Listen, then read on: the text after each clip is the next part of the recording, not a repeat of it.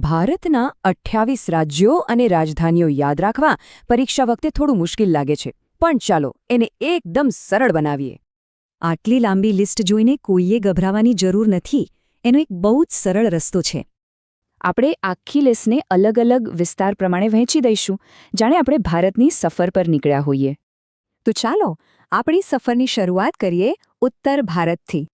સૌથી પહેલા ઉત્તરમાં રાજસ્થાન અને ઉત્તર પ્રદેશ જેવા મોટા રાજ્યો છે. સાથે હિમાચલ પ્રદેશ અને ઉત્તરાખંડ પણ છે. ઉત્તરમાં જ પંજાબ અને હરિયાણા પણ આવે છે. અને હા, આ બંને રાજ્યો વચ્ચે એક ખાસ વાત છે.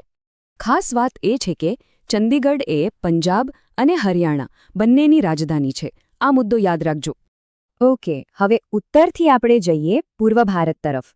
જોઈએ ત્યાં કયા રાજ્યો છે. પૂર્વ ભારતમાં છે બિહાર અને એની બાજુમાં જ ઝારખંડ. પછી પૂર્વ કિનારે આવીએ તો પશ્ચિમ બંગાળ અને ઓડિશા. હવે વારો છે ઉત્તર પૂર્વનો.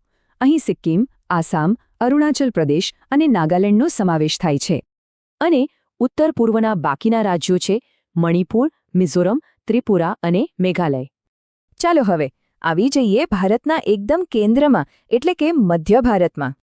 દેશના મધ્યમાં છે મધ્યપ્રદેશ, રાજધાની ભોપાલ અને છત્તીસગઢ, જેની રાજધાની રાયપુર છે. ચાલો હવે આપણે સફર પહોંચી છે ભારતના પશ્ચિમ કિનારે. પશ્ચિમમાં આપણું ગુજરાત અને મહારાષ્ટ્ર. અને હા, દરિયા કિનારા માટે જાણીતું નાનકડું ગોવા પણ અહીં જ છે. અને હવે આપણી યાત્રાનો છેલ્લો મુકામ. ચાલો જઈએ દક્ષિણ ભારતમાં. દક્ષિણમાં છે આંધ્રપ્રદેશ અને તેલંગાણા, સાથે કર્ણાટક અને છેક નીચે તમિલનાડુ અને કેરળ. તો જોયું, રાજ્યોને આ રીતે વિસ્તાર પ્રમાણે યાદ રાખીએ તો કેટલું સહેલું થઈ જાય છે, ખરું ને? હવે ભારતનો નકશો મગજમાં બરાબર બેસી ગયો છે. તો વિચારો, હવે તૈયારીમાં આગળનું પગલું શું હશે?